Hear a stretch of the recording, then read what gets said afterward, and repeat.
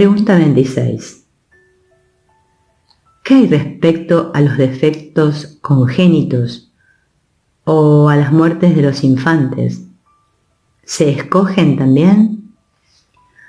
Un defecto congénito, así como la muerte de un infante, no le escoge el cerebro del bebé, sino la mente que proyectó una figura en un sueño, la cual nació deforme o murió a una edad temprana.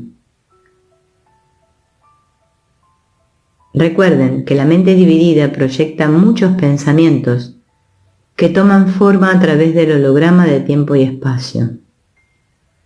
Por lo tanto, si la mente separada abriga un pensamiento de imperfección o de muerte, este puede experimentarse como un defecto congénito o como la muerte de un infante, en lo que se percibe como la vida de un individuo. Si se retorna a nuestra anterior analogía del cuerpo y el cerebro, como una marioneta, la cual lleva a cabo los deseos de la mente no humana, respuestas a preguntas como esta tienen perfecto sentido. Pregunta 27. ¿Nacen inocentes los niños? El único verdadero estado de inocencia está en el cielo, la morada real del Hijo de Dios. Con muy pocas excepciones, los maestros de maestros a los que se refiere el manual para maestros, solo aquellos que retienen culpa en sus mentes, vienen aquí y nacen.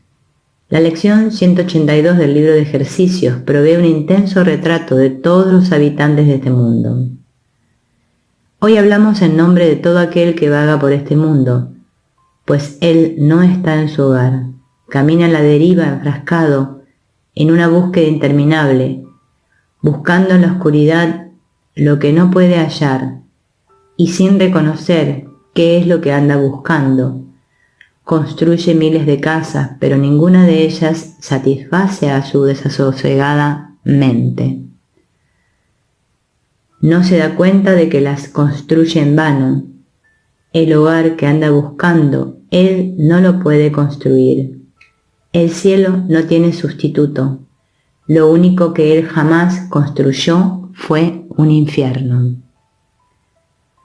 Y sin embargo, es esta creencia de que existe un sustituto para el cielo lo que constituye el pecado, y la resultante e inevitable culpa continuamente impulsa al hijo separado a repasar mentalmente el pensamiento de separación y sus efectos que ya han pasado. Así pues, todos los que vienen aquí comparten esta culpa por su inocencia perdida. Es más, el propósito que tienen sus egos para la manifestación de ellos en el mundo es el de reforzar esta culpa. Por otra parte, el propósito del Espíritu Santo, una vez la gente cree que está aquí, es el de desaprender esta culpa por medio de la práctica del perdón que deshace la creencia en la victimización. Esto eventualmente le devuelve a todos los separados el conocimiento de la inocencia que es justa y eternamente suya como el Hijo uno de Dios, el Cristo, que Él creó, uno con Él.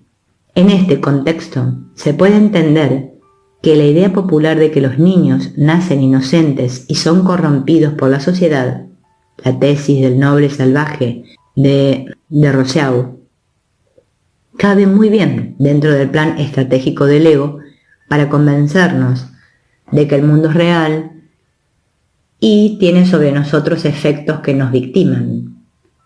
El sistema de pensamiento del ego mantiene la idea de que no somos los soñadores del sueño, que es este mundo, sino que más bien el sueño nos sueña a nosotros.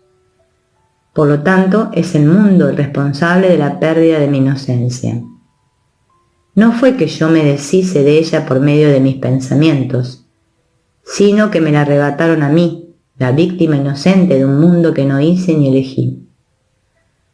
Este fundamental principio del ego es el tema del pasaje El héroe del sueño.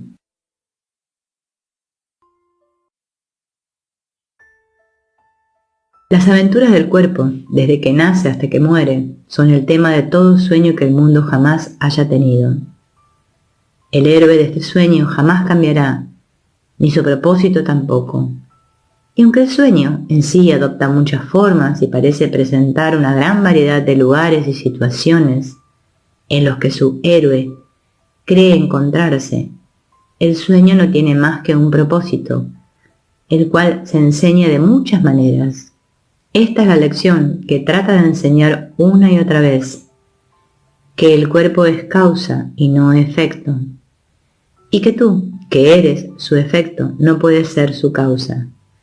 De esta manera, tú no eres el soñador, sino el sueño, y por lo tanto deambulas fútilmente entrando y saliendo de lugares y situaciones que él maquina.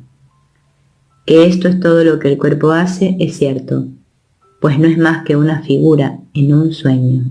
Puesto que finalmente nuestras vidas son nuestros sueños, la representación externa de los pensamientos en nuestras mentes, solo nosotros podemos ser responsables de la pérdida de inocencia, que es el tema central del sueño de todos.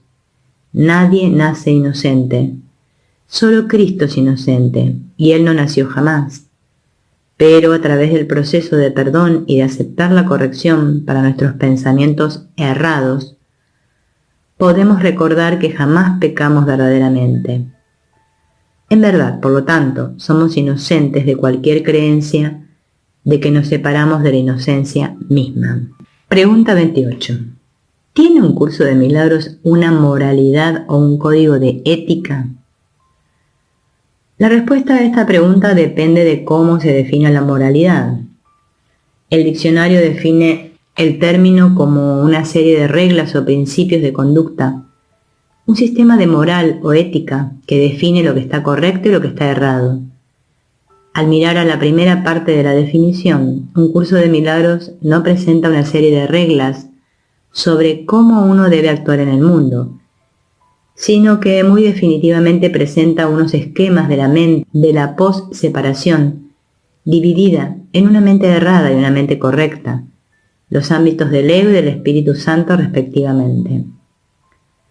Desde un punto de vista histórico, la residencia temporal del Homo sapiens en este planeta ha sido cualquier cosa menos moral, aun cuando civilización tras civilización han promulgado códigos de moral que gobiernan los asuntos de la vida cotidiana de sus ciudadanos. Si los habitantes de cualquier sociedad, nación, estado o civilización operan desde su creencia en la escasez, el principio de escasez que gobierna el sistema de pensamiento del ego entero, los códigos de moral y las leyes inevitablemente reflejarán esta elección. Y los acontecimientos empapados de sangre de la historia son testigos del sistema de pensamiento de mata o te matan, del ego, que es el apuntalamiento inconsciente de todas las moralidades de este mundo. Por lo tanto, aun cuando un sistema de moralidad podría adoptar ideas nobles, si su origen fuese la mente errada, jamás podría originar una corrección para lo que se considera inmoral o amoral.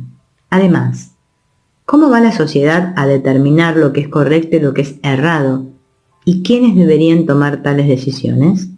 Si se estudian las culturas del pasado y del presente, uno se asombraría del resultado cuando se mira objetivamente lo que se considera correcto o errado por cualquier grupo de personas a través de un lapso de tiempo. Por ejemplo, durante la Inquisición se consideraba la mayor moralidad el buscar, hallar y castigar a aquellos que no estaban de acuerdo con la Iglesia Católica Romana, cuyas enseñanzas se creía que procedían de Dios y de Jesús.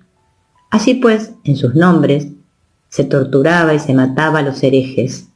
Básicamente, pues, el grupo que sustenta el poder religioso, económico o político en cualquier sociedad, dependiendo de si es teocrática o seglar, determina lo que es correcto o errado. Un curso de milagros nos obsequia una manera de estar en este mundo de sueño que está más allá de cualquier moralidad o reglas de conducta a las cuales el mundo les rinde homenaje. Este nuevo modo de ser nos pide que estemos atentos a los pensamientos de nuestras mentes cerradas y que luego pidamos ayuda para cambiar a la corrección que ya existe en nuestras mentes correctas. Para lograr esto tenemos que sacar de en medio a nuestras personalidades egoístas y desprendernos de cualesquiera valores morales, deseos o inversiones en cualesquiera consecuencias, bien sea que éstas entrañen conducta, reglas o expectativas.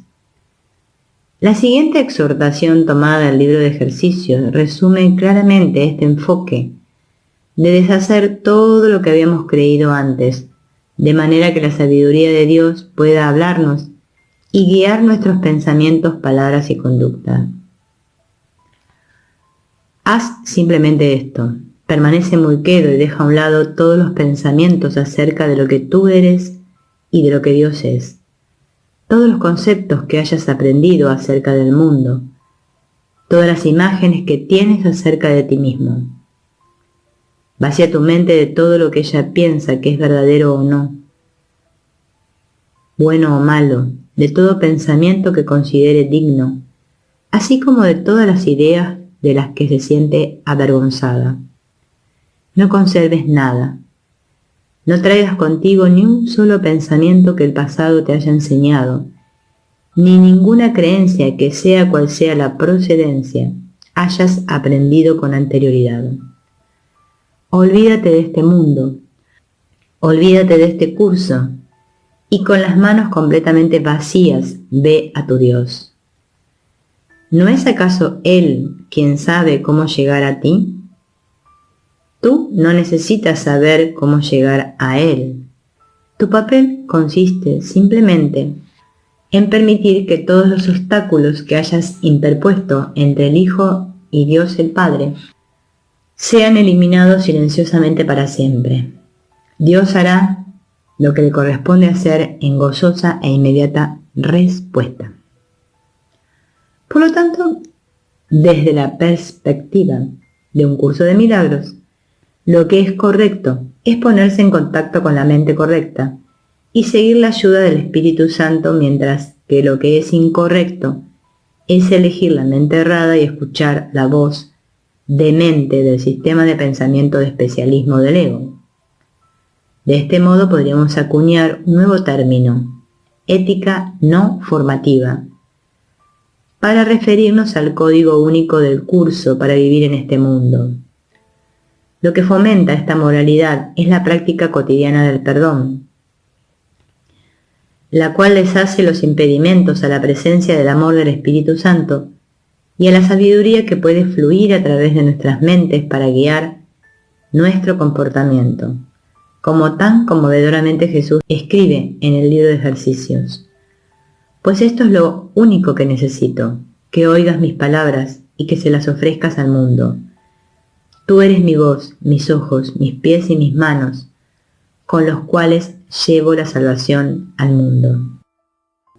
Pregunta 29. Puesto que toda enfermedad es una proyección de la culpa de la mente, ¿significa esto que es un error tomar medicina para el dolor físico? Absolutamente no. Como ya hemos explicado, la moralidad del curso, no importa que cualquier comportamiento sea correcto o errado, depende únicamente de qué voz elegimos escuchar. Y ciertamente podría haber ocasiones como la guía de Jesús sería tomar medicamentos o calmantes. Sobre todo, como se ve a través de un curso de milagros, su enseñanza y orientación es suave y amorosa, lo cual se ejemplifica en un pasaje extremadamente importante, casi al comienzo del texto. Este se refiere específicamente a este asunto de tomar medicina, una forma de lo que el curso llama magia.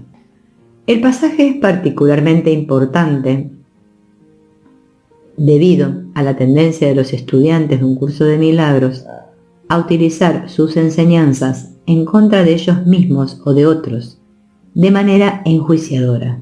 Es además un ejemplo excelente de la integración de lo que frecuentemente hemos llamado los dos niveles del curso.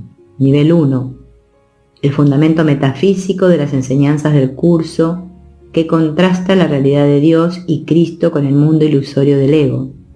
Y nivel 2, la parte de las enseñanzas del curso, que se concentra únicamente en el mundo de ilusión, en el sueño.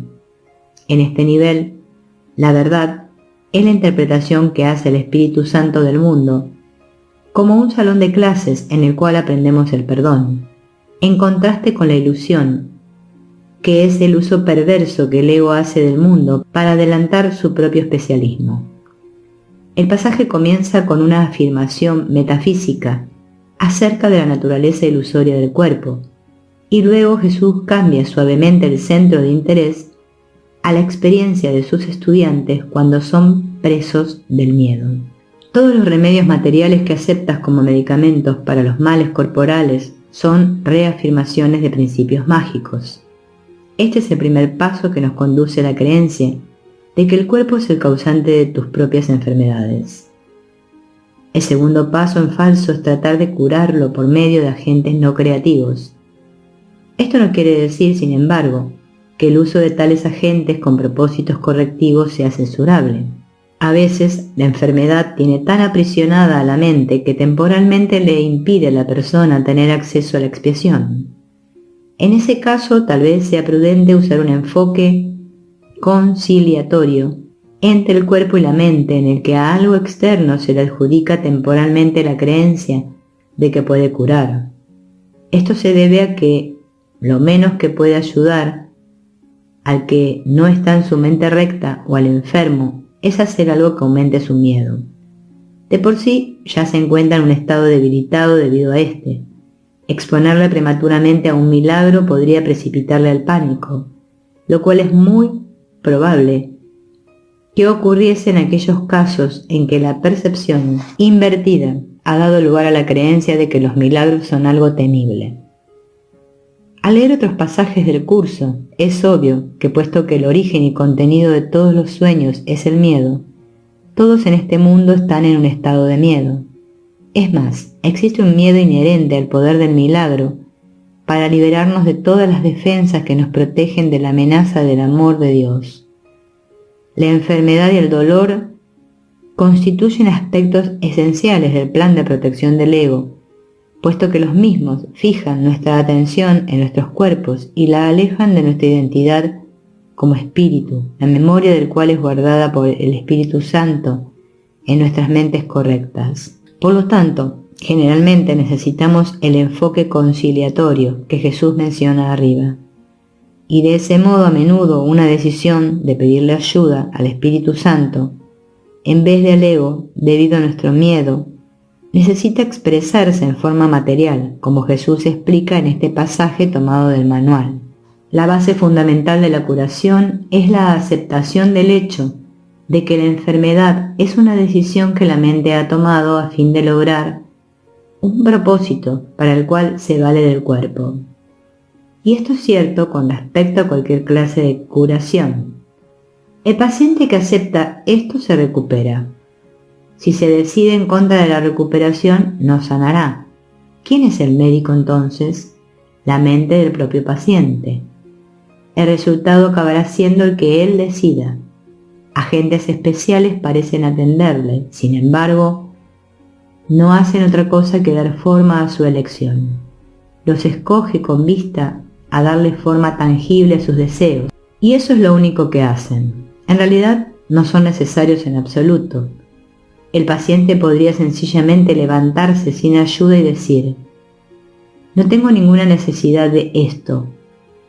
No hay ninguna forma de enfermedad que no se curase de inmediato. Por lo tanto, el tomar la medicina puede realmente ser una expresión de la petición de ayuda que los estudiantes le hacen a Jesús y la aceptación de esa ayuda en la forma que no refuerce el miedo al poder de sus mentes para sanar. El miedo se exacerba debido a que el pensamiento del ego de que ha atacado a Dios y ha usurpado su papel como primera causa también se encuentra en la mente. Y de ese modo, al devolver a la mente su poder de decidir por Dios, también suscita la memoria del mal uso que ha hecho del poder de elegir en contra de él. La culpa actúa casi como una rejilla eléctrica que emite una sacudida siempre que algo o alguien se le aproxima, lo cual nos hace retroceder de nuestra meta. Y muy a menudo el pedirle la ayuda a Jesús en nuestras mentes necesita que se transija al mediar esa ayuda a través del cuerpo. Esta dinámica se refleja en el próximo párrafo, parte del cual citamos antes. El valor de la expiación no reside en la manera en que ésta se expresa. De hecho, si se usa acertadamente, será expresada inevitablemente en la forma que le resulte más beneficiosa a aquel que la va a recibir. Esto quiere decir que para que un milagro sea lo más eficaz posible, tiene que ser expresado en un idioma que el que lo ha de recibir pueda entender sin miedo. Esto no significa que ese sea necesariamente el más alto nivel de comunicación de que dicha persona es capaz. Significa, no obstante, que ese es el más alto nivel de comunicación de que es capaz ahora. El propósito del milagro es elevar el nivel de comunicación, no reducirlo mediante un aumento del miedo. Aun cuando el tomar medicina es, en un nivel, expresar el paso en falso en tratar de curar por medio de agentes no creativos, en otro nivel, como ya hemos discutido, refleja el acudir a Jesús en busca de ayuda y el aceptarla en el único nivel que no refuerza el miedo. Excluir tal comportamiento en nombre de las enseñanzas de un curso de milagros es sutilmente hacer el cuerpo real al afirmar que ciertos comportamientos son malos o errados. En las palabras de Hamlet, nada hay bueno ni malo si no lo hacemos así con el pensamiento. Y nuestro pensamiento puede expresar el sistema de pensamiento errado del ego o el correcto del Espíritu Santo. Nuestras acciones simplemente reflejan la decisión que nuestras mentes han tomado. Sin embargo, como discutimos en la próxima pregunta, es un error tratar de entender qué maestro se ha elegido basando nuestras acciones observables. Pregunta 30. ¿El ser indefenso significa que debo permitir que alguien me mate o me viole? ¿O que debo ser un espectador pasivo mientras se comete violencia en contra de los que amo o en contra de otros? Comenzamos aseverando que la indefensión es un pensamiento de la mente correcta, una actitud basada en el sistema de pensamiento del Espíritu Santo, de que el Hijo de Dios es inocente e impecable y por consiguiente invulnerable. Si no hay pecado no puede haber culpa, y sin culpa no puede haber proyección, lo cual significa que no puede haber miedo de ser atacado. La culpa, como enseña el curso, requiere castigo. Si no existe culpa, también el miedo al castigo es inexistente. Finalmente, sin miedo al castigo del exterior, no hay necesidad de defensas internas. Y de ese modo el verdadero estado de indefensión es el pensamiento de inocencia e invulnerabilidad. Esto no significa que el comportamiento de una persona en su mente correcta necesariamente es lo que el mundo considera indefenso. El significado de indefensión espiritual a menudo se distorsiona, de modo que la gente cree que tiene que ser totalmente pasiva, como limpiapiés, para ser indefensos. El permitir que otros nos sometan a la violencia o sometan a un ser amado o cualquier otra persona, a menudo es permitirle a esas personas que actúen de una manera que no solo sería perjudicial para sus víctimas, sino para ellos por igual al reforzar su propia culpa por haberse separado de Dios y el resto de la filiación. El exhibir un comportamiento que nos proteja puede realmente entonces seguir la orientación del Espíritu Santo en la mente a que actuemos amorosamente. No es la forma de la conducta lo que refleja la indefensión, sino el contenido del pensamiento en la mente. Las experiencias profesionales de nosotros dos nos ofrecieron ejemplos de este principio. Mi primer empleo, el de Ken, como psicólogo, fue el de trabajar con niños perturbados en una escuela especial. Estos eran niños cuyas edades fluctuaban entre 5 y 13 años, muchos de los cuales tenían problemas de conducta severos que a menudo se manifestaban en su actuación violenta hacia ellos mismos y hacia otros. Yo concebí una manera en que podía controlar su conducta, tendiéndolos en el piso, arropándolos con mis piernas y brazos de tal manera que no les hiciese daño, pero que no pudiesen patear, golpear, morder, arañar o herir a nadie. De ese modo, al evitar sus intentos de violencia en su comportamiento, eventualmente podía calmarlos. Mi conducta podía parecerle defensiva a un observador, aunque obviamente su propósito era únicamente ayudar. Durante mi ejercicio como maestra y decana en una escuela superior de la ciudad de New York, yo, Gloria, muchas veces tuve que hacer que suspendiesen de la escuela y que arrestasen adolescentes por varias clases de comportamientos violentos y por el uso de armas. Mi intervención también pudo haber sido interpretada por un observador como defensiva. No obstante, el cotejar mis respuestas lo mejor que pude con Jesús sobre cómo debía proceder, concluyó, parafraseando el texto, en establecer un límite a la capacidad de los adolescentes para crear falsamente. De ese modo evité que ellos manifestaran más pensamientos asesinos, lo cual hubiese tenido como resultado mayor refuerzo de su culpa. Siempre sentí que era mi responsabilidad como decana, lo cual fue un papel en el sueño cuyo guión yo escribí. Salirme de en medio de la mejor forma posible de modo que pudiese ponerme en contacto con el guión de corrección del Espíritu Santo en estas difíciles circunstancias.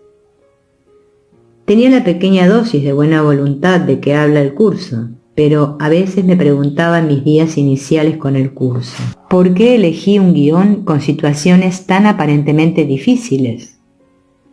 Para nosotros, el haber actuado de otro modo, el haber permanecido pasivos en nuestro comportamiento o indefensos ante acciones tan agresivas, hubiese sido tan falto de amor como hubiese sido el permitir que un violador agrediese brutalmente a la esposa o a la hija suya, mientras usted verbaliza las perogrulladas del curso acerca de no ser un cuerpo, de cómo el amor no se defiende, etc. Como con todo lo relacionado con las enseñanzas de un curso de milagros, es el contenido o propósito lo que provee significado a nuestras acciones, y el único verdadero significado procede de Jesús o el Espíritu Santo en nuestras mentes. Su amor es abstracto y no específico, y es siempre el mismo. No obstante, este amor se expresa a través de las manifestaciones de nuestra individualidad, y por lo tanto difiere de una persona a la otra. Así pues, solo uno, con la sabiduría de Jesús, estaría en posición de evaluar las acciones de los demás justa y equitativamente.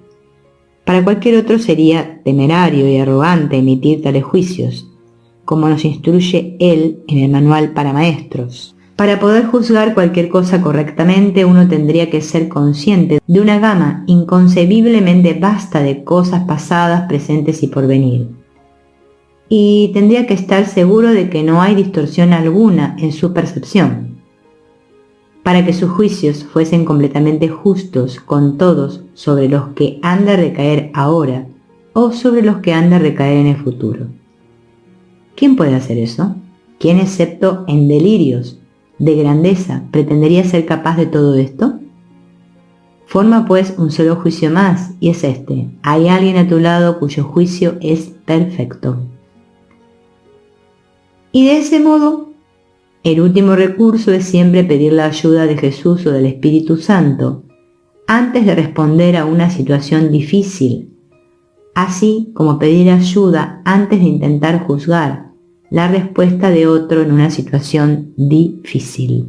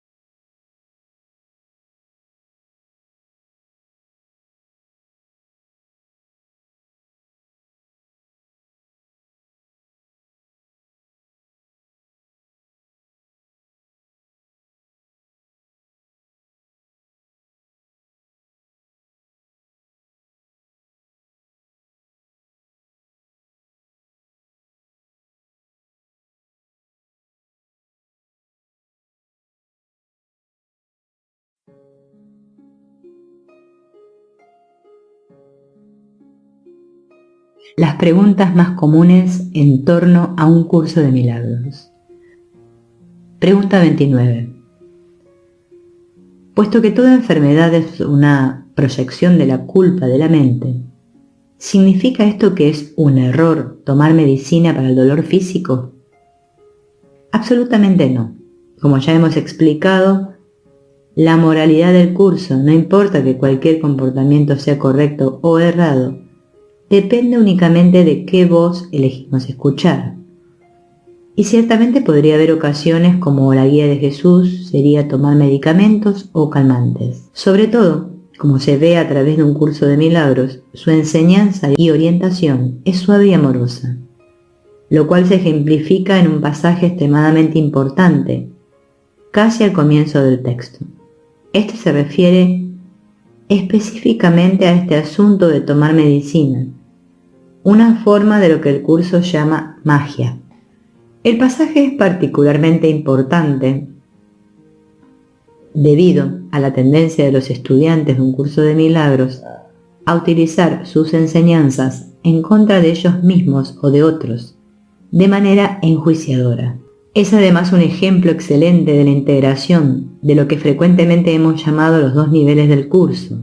Nivel 1, el fundamento metafísico de las enseñanzas del curso, que contrasta la realidad de Dios y Cristo con el mundo ilusorio del ego.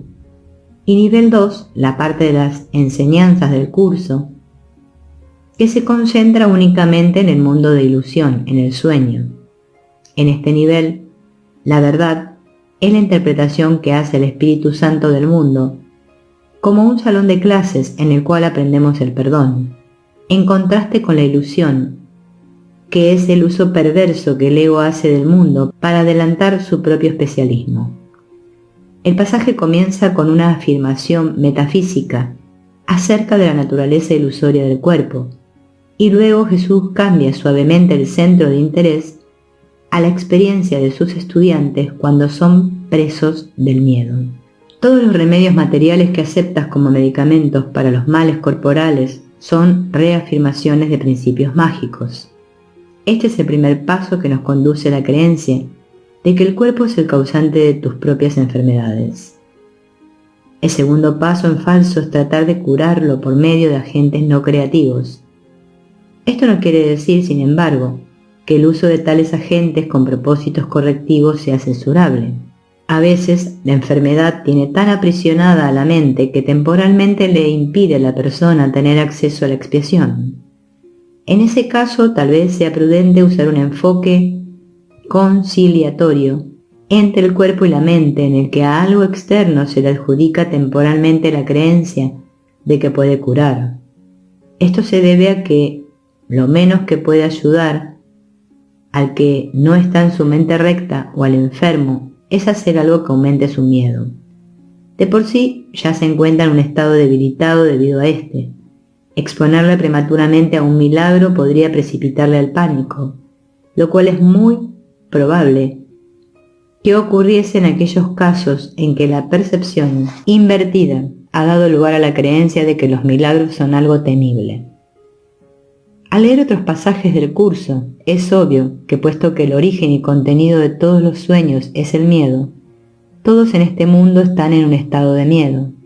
Es más, existe un miedo inherente al poder del milagro para liberarnos de todas las defensas que nos protegen de la amenaza del amor de Dios. La enfermedad y el dolor constituyen aspectos esenciales del plan de protección del ego, puesto que los mismos fijan nuestra atención en nuestros cuerpos y la alejan de nuestra identidad como espíritu, la memoria del cual es guardada por el Espíritu Santo en nuestras mentes correctas. Por lo tanto, generalmente necesitamos el enfoque conciliatorio que Jesús menciona arriba. Y de ese modo a menudo una decisión de pedirle ayuda al Espíritu Santo, en vez de al ego, debido a nuestro miedo, necesita expresarse en forma material, como Jesús explica en este pasaje tomado del manual. La base fundamental de la curación es la aceptación del hecho de que la enfermedad es una decisión que la mente ha tomado a fin de lograr un propósito para el cual se vale del cuerpo. Y esto es cierto con respecto a cualquier clase de curación. El paciente que acepta esto se recupera. Si se decide en contra de la recuperación, no sanará. ¿Quién es el médico entonces? La mente del propio paciente. El resultado acabará siendo el que él decida. Agentes especiales parecen atenderle, sin embargo, no hacen otra cosa que dar forma a su elección. Los escoge con vista a darle forma tangible a sus deseos, y eso es lo único que hacen. En realidad, no son necesarios en absoluto. El paciente podría sencillamente levantarse sin ayuda y decir: no tengo ninguna necesidad de esto. No hay ninguna forma de enfermedad que no se curase de inmediato. Por lo tanto, el tomar la medicina puede realmente ser una expresión de la petición de ayuda que los estudiantes le hacen a Jesús y la aceptación de esa ayuda en la forma que no refuerce el miedo al poder de sus mentes para sanar. El miedo se exacerba debido a que el pensamiento del ego de que ha atacado a Dios y ha usurpado su papel como primera causa también se encuentra en la mente. Y de ese modo, al devolver a la mente su poder de decidir por Dios, también suscita la memoria del mal uso que ha hecho del poder de elegir en contra de él. La culpa actúa casi como una rejilla eléctrica que emite una sacudida siempre que algo o alguien se le aproxima, lo cual nos hace retroceder de nuestra meta. Y muy a menudo el pedirle la ayuda a Jesús en nuestras mentes necesita que se transija al mediar esa ayuda a través del cuerpo. Esta dinámica se refleja en el próximo párrafo, parte del cual citamos antes. El valor de la expiación no reside en la manera en que ésta se expresa. De hecho, si se usa acertadamente, será expresada inevitablemente en la forma que le resulte más beneficiosa a aquel que la va a recibir. Esto quiere decir que para que un milagro sea lo más eficaz posible, tiene que ser expresado en un idioma que el que lo ha de recibir pueda entender sin miedo. Esto no significa que ese sea necesariamente el más alto nivel de comunicación de que dicha persona es capaz. Significa, no obstante, que ese es el más alto nivel de comunicación de que es capaz ahora. El propósito del milagro es elevar el nivel de comunicación, no reducirlo mediante un aumento del miedo.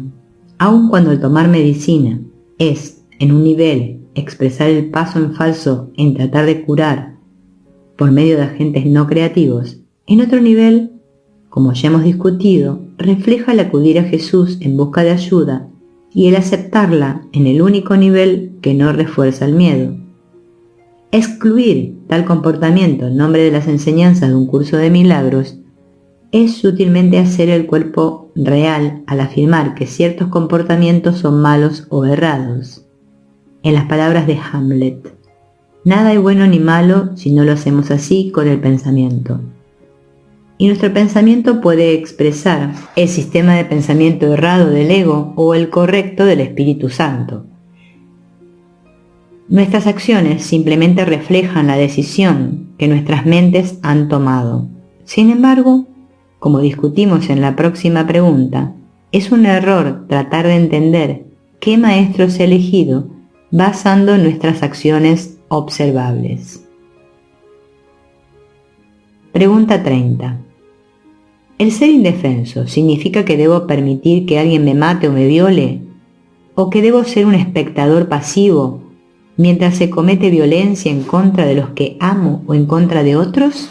Comenzamos aseverando que la indefensión es un pensamiento de la mente correcta, una actitud basada en el sistema de pensamiento del Espíritu Santo, de que el Hijo de Dios es inocente e impecable y por consiguiente invulnerable.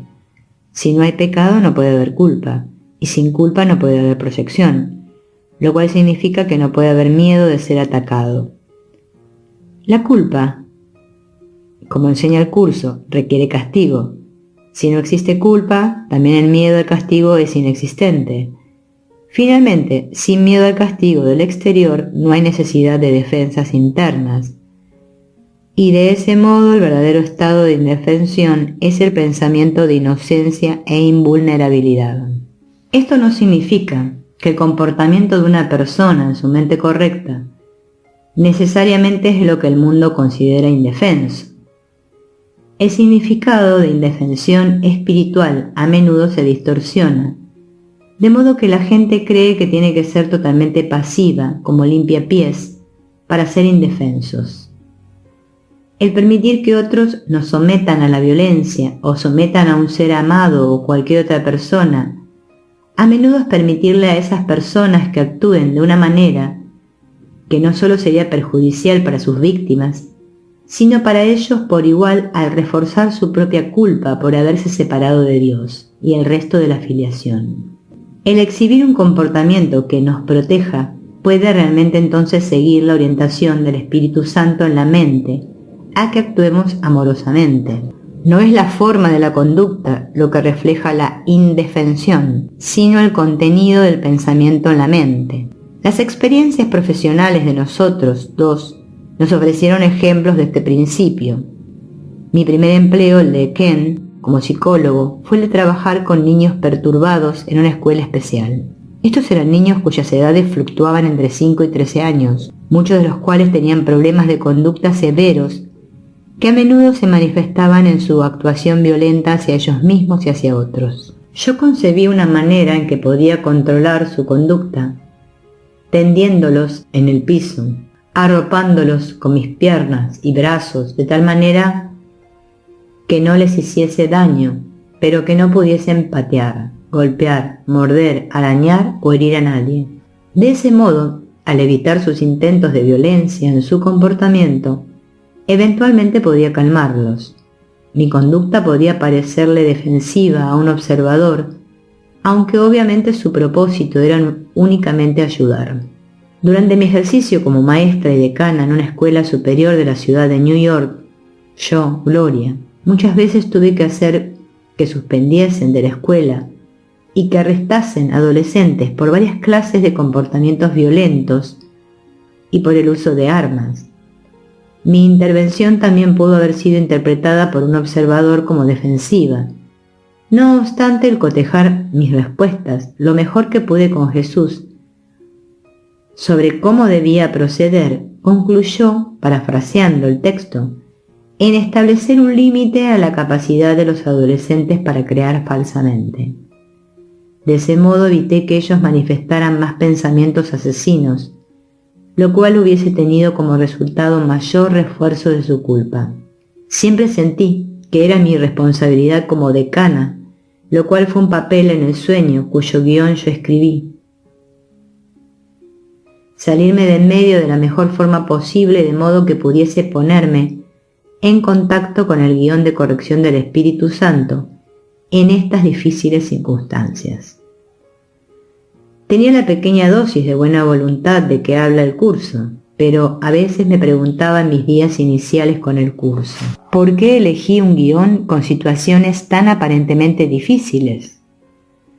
Para nosotros, el haber actuado de otro modo, el haber permanecido pasivos en nuestro comportamiento o indefensos ante acciones tan agresivas, hubiese sido tan falto de amor como hubiese sido el permitir que un violador agrediese brutalmente a la esposa o a la hija suya, mientras usted verbaliza las perogrulladas del curso acerca de no ser un cuerpo, de cómo el amor no se defiende, etc.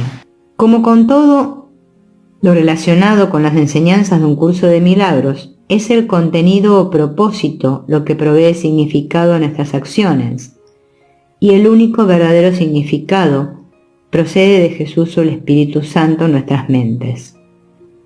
Su amor es abstracto y no específico, y es siempre el mismo. No obstante, este amor se expresa a través de las manifestaciones de nuestra individualidad, y por lo tanto difiere de una persona a la otra. Así pues, solo uno, con la sabiduría de Jesús, estaría en posición de evaluar las acciones de los demás justa y equitativamente. Para cualquier otro sería temerario y arrogante emitir tales juicios, como nos instruye él en el manual para maestros. Para poder juzgar cualquier cosa correctamente, uno tendría que ser consciente de una gama inconcebiblemente vasta de cosas pasadas, presentes y por venir. Y tendría que estar seguro de que no hay distorsión alguna en su percepción. Para que sus juicios fuesen completamente justos con todos sobre los que han de recaer ahora o sobre los que han de recaer en el futuro. ¿Quién puede hacer eso? ¿Quién, excepto en delirios de grandeza, pretendería ser capaz de todo esto? Forma pues un solo juicio más, y es este: hay alguien a tu lado cuyo juicio es perfecto. Y de ese modo, el último recurso es siempre pedir la ayuda de Jesús o del Espíritu Santo antes de responder a una situación difícil, así como pedir ayuda antes de intentar juzgar la respuesta de otro en una situación difícil. Pregunta 31. ¿Se puede ser estudiante de un curso de milagros y servir como jurado, ser médico, abogado, etc., o permanecer con un compañero que no es estudiante del curso? ¿O se debe estar con una pareja en modo alguno? ¿No es eso sencillamente una forma de especialismo? Estas preguntas reflejan la confusión de niveles que ya hemos considerado, pues las mismas sugieren que hay ciertas actividades, ocupaciones o relaciones que son más o menos espirituales que otras. Por ejemplo, las premisas subyacentes son que es más santo convertirse en maestro de un curso de milagros que servir en el gobierno o en el ejército. En otras palabras, esta suposición hace el error real, algo que específicamente Jesús les advierte a sus estudiantes que no hagan. De hecho, la primera ley del caos descrita en el capítulo 23 afirma explícitamente el principio del ego de que hay una jerarquía de ilusiones. Como hemos estado afirmando con frecuencia en este libro, el centro de interés del estudiante del curso jamás debe radicar en la conducta específica, sino únicamente en cuál voz se elige como guía para esta conducta. Todo lo demás carece de significado.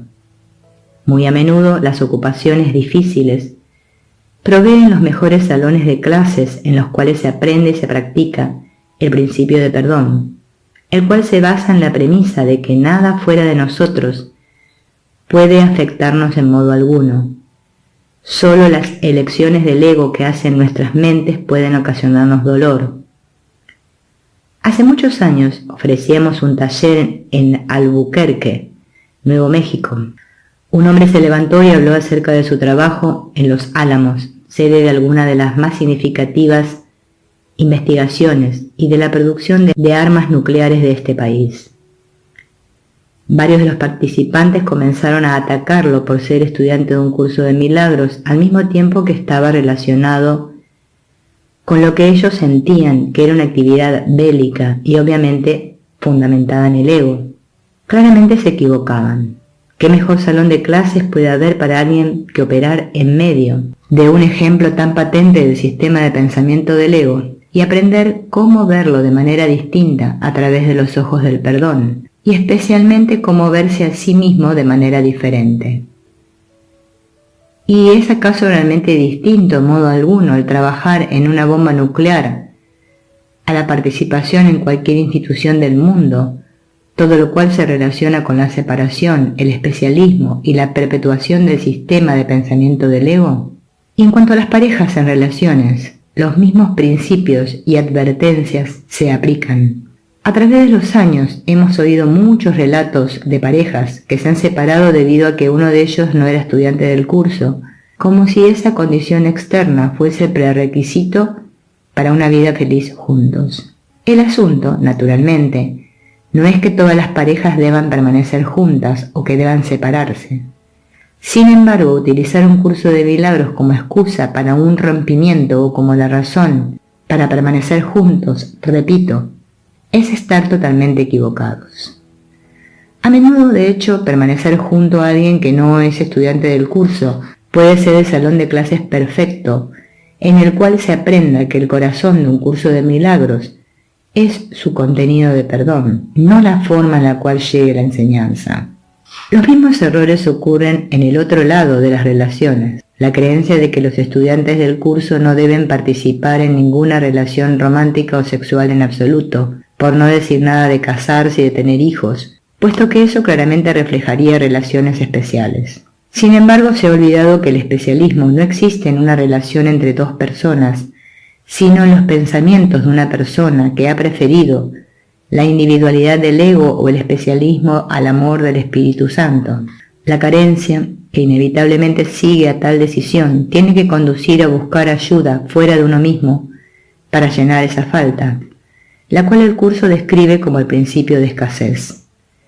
El llenar esa percibida carencia interna es lo que el curso quiere decir con relaciones especiales. Es imposible nacer sin especialismo en este mundo, y es simplemente la negación la que conduciría a los estudiantes a creer que ellos existen sin este sistema de creencias.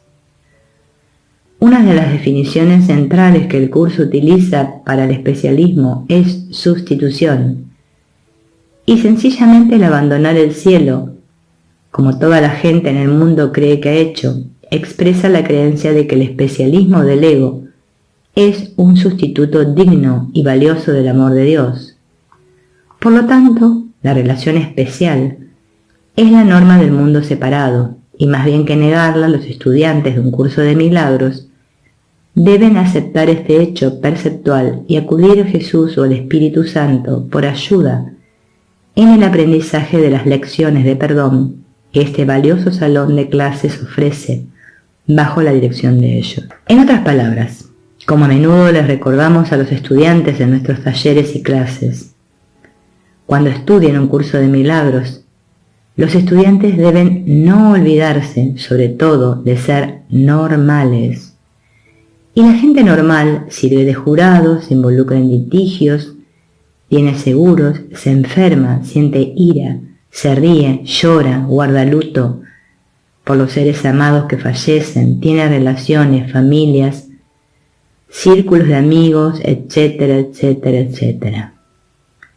El reto es participar en todas estas actividades humanas normales, pero hacerlo de manera distinta, con Jesús en vez de sin Él. De ese modo Jesús exhorta a sus estudiantes a ser como todos los demás, pero a estar felices y en paz. Hay una manera de vivir en el mundo que no es del mundo, aunque parezca serlo. No cambies de apariencia, aunque sí sonríes mucho más a menudo. Tu frente se mantiene serena, tus ojos están tranquilos.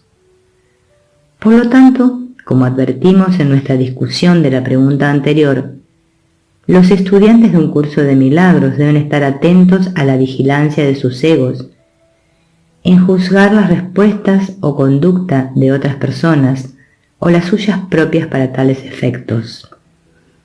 El juicio amoroso de Jesús es siempre y solo en términos de contenido, el maestro interno que se elige y jamás la forma.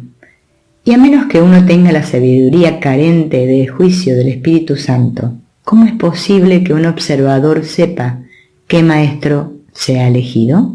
Pregunta 32. Un curso de milagros enseña que la ira jamás se justifica. ¿Significa esto que jamás debo sentir ira y que si la siento no soy un buen estudiante del curso o no soy lo suficientemente espiritual? Jesús sí afirma explícitamente en dos lugares en el texto que la ira o ataque jamás se justifica. En la introducción a su discusión de la crucifixión, él afirma: la ira siempre entraña la proyección de la separación, lo cual tenemos que aceptar en última instancia como nuestra propia responsabilidad, en vez de culpar a otros por ello. Tú no puedes ser atacado, el ataque no tiene justificación y tú eres responsable de lo que crees. Y más tarde en el texto, al discutir por qué el perdón se justifica siempre, Jesús enseña: la ira nunca está justificada, el ataque no tiene fundamento. Con esto comienza uno a escapar del miedo y con esto también es como lo logrará. Con esto se intercambian los sueños de terror por el mundo real, pues el perdón descansa sobre esto, lo cual es tan solo natural. Aquí nuestra respuesta sigue directamente el hilo de la discusión de la pregunta anterior y va al corazón de la práctica que uno hace de un curso de milagros. Jesús no les pide a sus estudiantes que sean perfectos. Si lo fueran, o quisieran serlo siquiera, entonces hubiesen permanecido en el cielo, la única morada de la perfección, o ya habrían regresado. El hecho de que los estudiantes tengan necesidad de un curso de milagros demuestra su creencia en la realidad de la imperfección. Y la gente imperfecta siente ira y procura evitar la responsabilidad por sus elecciones. Uno puede decir en efecto que el pensamiento central del ego, de todo el mundo, es mantener la individualidad y el especialismo que creyó haberle robado a Dios, pero evitar la responsabilidad por ello. Por lo tanto, esta evitación solo puede ocurrir si las personas culpan a otros de lo que secretamente creen que ellos hicieron, y de ese modo atacan a alguien más por su pecado. El propósito de Jesús en el curso es ayudar a sus estudiantes a aceptar responsabilidad por sus proyecciones sobre los demás. Sería muy irrealista de su parte esperar que sus estudiantes no tuviesen pensamientos de ataque, pero es una meta muy razonable el pedir a los estudiantes que por lo menos estén conscientes de los intentos de sus egos de negar la responsabilidad por estar perturbados. Por lo tanto, sentirse airado no significa que uno no sea un buen estudiante del curso, sino que convertirse en uno bueno significa aprender, o estar dispuesto siquiera a aprender, a ser responsable de las percepciones airadas que uno tiene de los demás y a estar consciente de la culpa de uno por la separación del amor de Dios y de la orientación amorosa de Jesús o del Espíritu Santo. Así pues, los estudiantes buenos jamás procurarían justificar sus pensamientos o sentimientos airados. Al mismo tiempo no negarían que los tienen. Esta honradez permite que Jesús o el Espíritu Santo les ayude a cambiar de pensamiento si así lo eligen. Esta es la clemente y amorosa forma de entender las aseveraciones de Jesús en el texto, las cuales citamos arriba. Pregunta 33. ¿Es acumulativo el aprendizaje? Esto es, ¿me llevo conmigo lo aprendido cuando muera, de modo que cuando regrese no tenga que comenzar de nuevo? La premisa de esta pregunta es que el tiempo es lineal y por lo tanto el aprendizaje de uno se puede medir dentro de una dimensión lineal en evolución. Sin embargo, tal como aprendemos en un curso de milagros y como se discutió también en el capítulo anterior, el tiempo no es lineal puesto que todo dentro del sueño de tiempo y espacio en ese instante original. Y por lo tanto el aprendizaje realmente no tiene lugar dentro de la figura que llamamos nosotros aparentemente basada en un sueño lineal. Más bien, nuestro aprendizaje es simplemente la aceptación de la corrección de perdón dentro de nuestras mentes. Esta corrección, mantenida para nosotros por el Espíritu Santo, deshace o desaprende el sistema de pensamiento de separación del ego. Este existía antes de que se fabricara el mundo de tiempo y espacio, y aún permanece en nuestras mentes. Nuestra habilidad para elegir esta corrección también está en nuestras mentes, y es pues lo que hemos llamado el tomador de decisiones, la parte de nuestras mentes tripartitas que elige, el que aprende la diferencia entre las mentiras del ego y la verdad del Espíritu Santo. El yo físico y psicológico, con el cual nos identificamos y el cual creemos que lleva a cabo el aprendizaje, es simplemente el reflejo en el mundo de tiempo y espacio del tomador de decisiones, cuya elección ocurre fuera de las dimensiones temporal y espacial. Esto, por supuesto, no es comprensible para un cerebro que ha sido programado para pensar solo dentro de la dimensión de tiempo y espacio, vida y muerte. Pero Jesús nos asegura que nuestra comprensión no es necesaria. ¿Te resulta difícil aceptar la idea de que solo necesitas dar un poco para recibir mucho? ¿Y te resulta muy difícil entender que no es un insulto personal el que haya tal desproporción entre tu aportación y la del Espíritu Santo. Todavía estás convencido de que tu entendimiento constituye una poderosa aportación a la verdad y de que hace que ésta sea lo que es. Mas hemos subrayado que no tienes que comprender nada. Y así pues, aun cuando no podemos comprender verdaderamente cómo aprendemos las lecciones del Espíritu Santo, al menos podemos entender cómo no las aprendemos.